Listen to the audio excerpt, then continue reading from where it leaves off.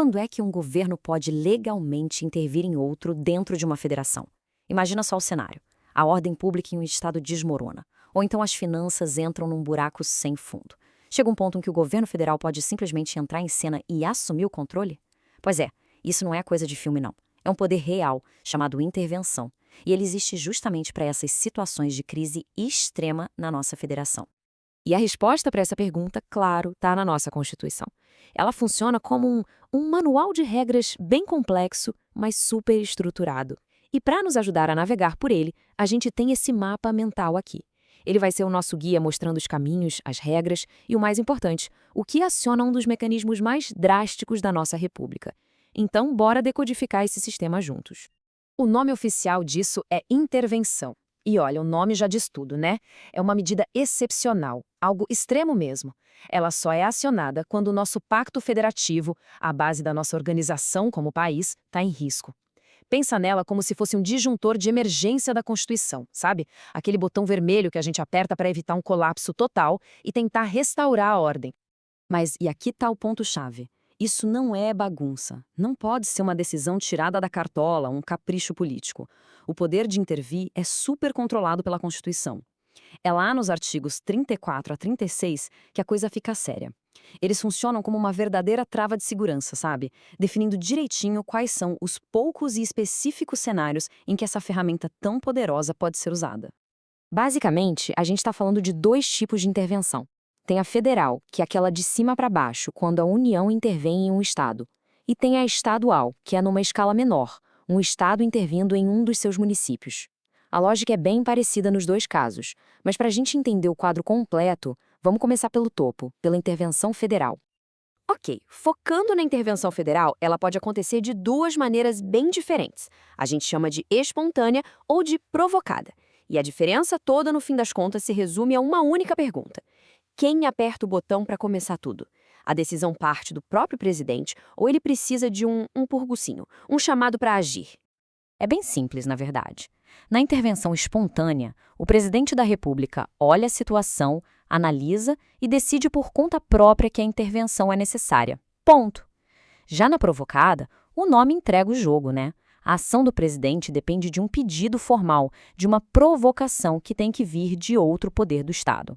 Então, vamos começar pelo primeiro caminho, o da intervenção espontânea. Nesse caso, o presidente tem a iniciativa. Ele pode dar o primeiro passo. Mas atenção, não é um cheque em branco. A Constituição é bem clara e lista um cardápio fechado de motivos. Só aquelas razões, e mais nenhuma, justificam uma ação tão drástica. E os primeiros motivos desse cardápio são coisa seríssima, ligados à própria sobrevivência da nação.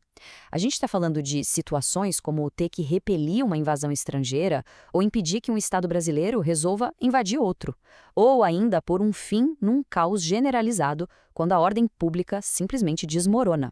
São cenários extremos que colocam em risco a integridade do país como um todo. Mas olha só, a intervenção não é só para casos de segurança e ordem. Ela também pode ser usada como uma ferramenta de gestão financeira, mas em último caso. Por exemplo, se um Estado para de pagar a sua dívida principal por mais de 2 anos seguidos, ou se deixa de repassar o dinheiro dos impostos que é dos municípios, aí a União pode intervir para colocar as contas em ordem. É como se o sistema federal agisse como um auditor de último recurso, sabe? Beleza, agora vamos para o segundo caminho, a intervenção provocada. Aqui a regra muda. O presidente não pode agir sozinho, por iniciativa própria. Ele precisa de um pedido formal, de um sinal de alerta vindo de outra parte do governo. E o primeiro gatilho para esse tipo de intervenção acontece quando um dos poderes do Estado é simplesmente impedido de funcionar. É paralisado à força. Imagina a cena. A Assembleia Legislativa é fisicamente impedida de se reunir. Ou o governador é coagido e não consegue governar. Numa situação dessas, o próprio poder que está sendo ameaçado pode literalmente pedir socorro ao governo federal. A lógica aqui é bem direta. O poder que está sofrendo o ataque é quem pede ajuda. Pode ser o legislativo estadual, pode ser o executivo. Se eles estão sendo impedidos de trabalhar, eles mesmos podem solicitar formalmente a intervenção federal para garantir que possam voltar a exercer suas funções. Uma outra razão para uma intervenção provocada é bem fundamental: garantir que a lei seja cumprida. Se um Estado, por exemplo, se recusa abertamente a obedecer uma lei federal ou ignora uma decisão judicial, isso pode sim ser motivo para uma intervenção. E é aqui que o sistema de freios e contrapesos mostra sua força. Porque não é qualquer um que pode sair pedindo intervenção por aí. Se o problema for desobediência a uma ordem judicial, o pedido tem que vir direto de um dos tribunais superiores, seja o STF, o STJ ou o TSE. Isso garante que a decisão seja técnica, jurídica e não apenas uma briga política. E por último, a gente chega na terceira e talvez na mais grave de todas as razões para uma intervenção provocada: proteger os pilares da nossa democracia. Se o Estado começa a atacar o que a Constituição chama de princípios sensíveis, coisas como os direitos da pessoa humana, a autonomia dos municípios, a forma republicana de governo, aí uma intervenção pode ser o único jeito de proteger a estrutura fundamental do nosso país. E o caminho para isso acontecer envolve os mais altos níveis do nosso sistema de justiça. Primeiro, o Procurador-Geral da República, o PGR, tem que apresentar o caso ao Supremo Tribunal Federal. E só depois que o STF analisa e confirma que houve mesmo a violação, é que ele pode requisitar ao presidente que execute a intervenção. É um processo com várias etapas de validação. E olha, essa lógica toda de intervenção não acaba no nível federal, não. Ela se repete como um espelho, um degrau abaixo, na relação entre os estados e os seus municípios. As regras são muito parecidas. As razões são praticamente as mesmas que a gente já viu, mas na escala municipal, com foco grande em má gestão.